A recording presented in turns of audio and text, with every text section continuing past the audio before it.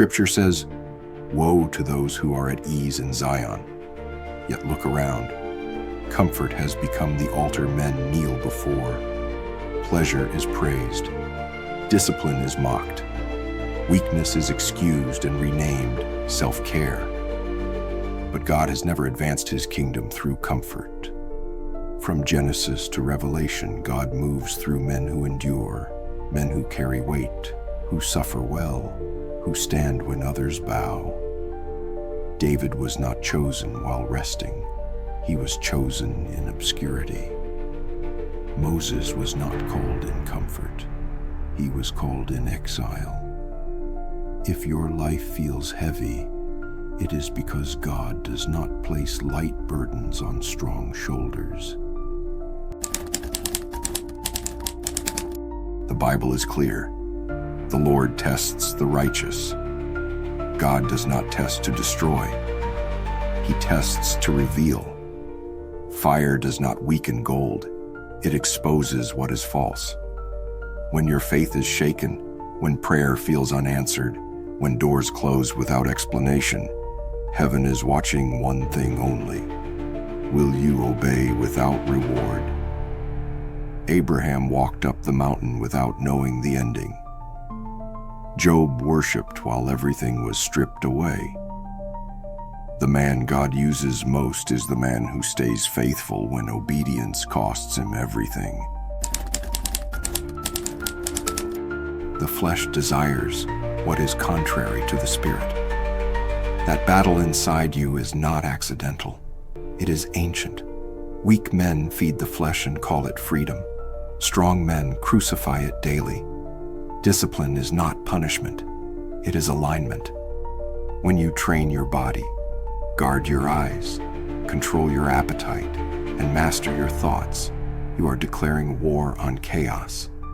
A disciplined man becomes dangerous, not to others, but to darkness.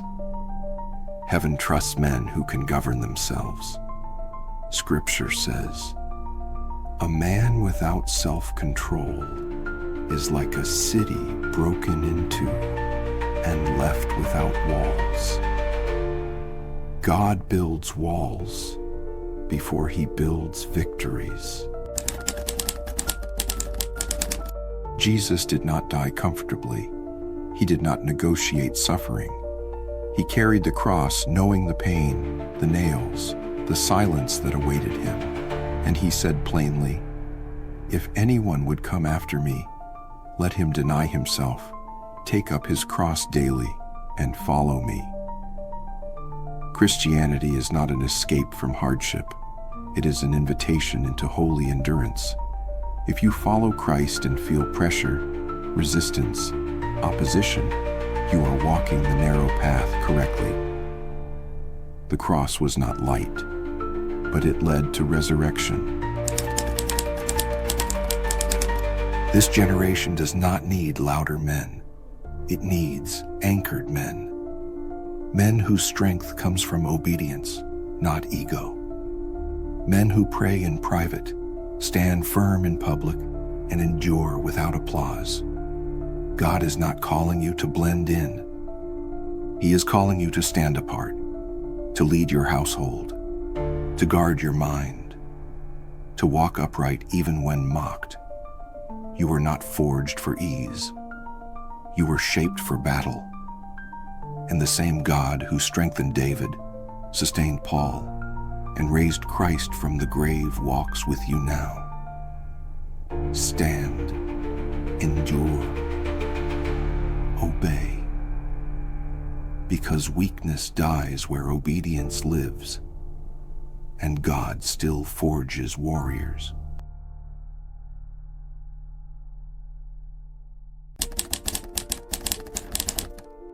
There comes a moment in a man's life when God interrupts comfort. Scripture shows us this pattern again and again. Abraham was settled when God called him to leave his land. Moses was hidden in Midian when God spoke from fire. David was tending sheep when the prophet arrived. God does not call men when they are comfortable. He calls them when they are willing. If you feel unsettled, restless, or dissatisfied with shallow living, it may not be weakness. It may be the Spirit of God stirring something deeper. Comfort produces silence, but calling produces conviction. God does not raise warriors in ease. He raises them in obedience. The Bible says, "Many are called, but few are chosen." The call is heard by many, but only those willing to lay themselves down answer it fully. When God calls a man, He does not ask for talent first. He asks for surrender. The call is not to success. It is to transformation. If you feel the weight of responsibility pressing on your soul, do not flee from it. That pressure may be the hand of God shaping you. Before God ever uses a man publicly, He calls him privately, and that call changes everything. No man is forged without fire. Scripture never hides this truth. Joseph was called, then betrayed. David was anointed, then hunted. Jesus himself was led into the wilderness before his ministry began. Fire is not punishment. It is preparation. The Bible declares, "When you walk through the fire, you shall not be burned, and the flame shall not consume you." God does not remove the fire. He walks with His chosen through it. Fire reveals what is false and strengthens what is true. Many pray for God to remove hardship, but God often uses hardship to remove pride, fear, and weakness. Gold is refined by fire. Steel is strengthened by pressure, and faith is purified through trial. If you are walking through loss, rejection, or unseen struggle, understand this. God is not absent. He is present, refining. The fire that threatens to break lesser men is the same fire God uses to forge His warriors. Do not despise the furnace. What survives it will last forever.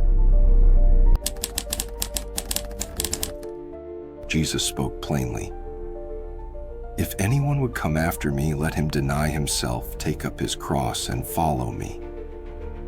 There is no Christianity without death to self. The cross is not symbolic comfort. It is surrender.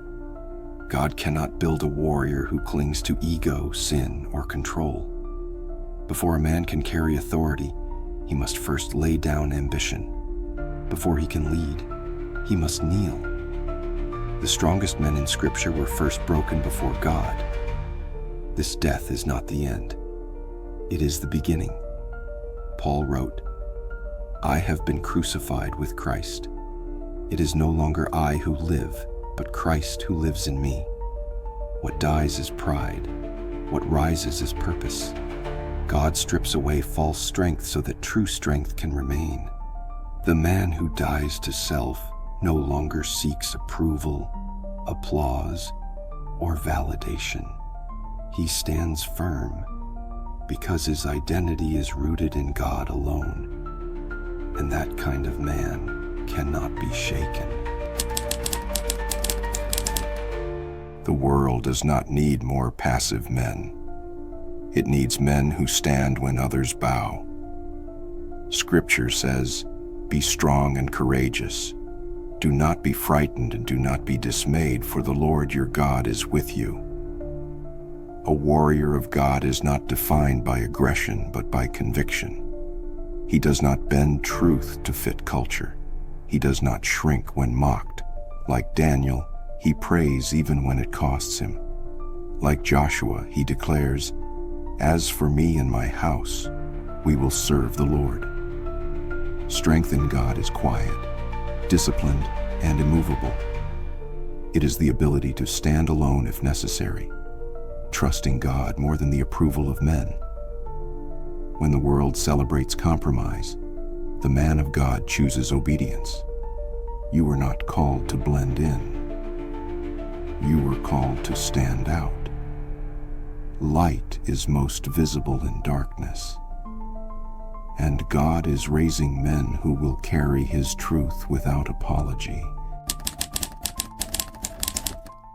When the fire has done its work, when pride has died, and when obedience has been proven, God raises the man he has forged, not for his glory, but for God's. This man walks with humility but carries authority. He speaks less but stands firmer. His faith is not loud, it is unbreakable. He knows who he serves, and he fears God above all else. Scripture says, "Those who wait on the Lord shall renew their strength. They shall mount up with wings like eagles." Strength is renewed not by striving, but by surrender. If you feel called, refined, and tested, do not turn back. You are not being destroyed. You are being shaped. God is forging something eternal in you. Stand firm, endure, obey.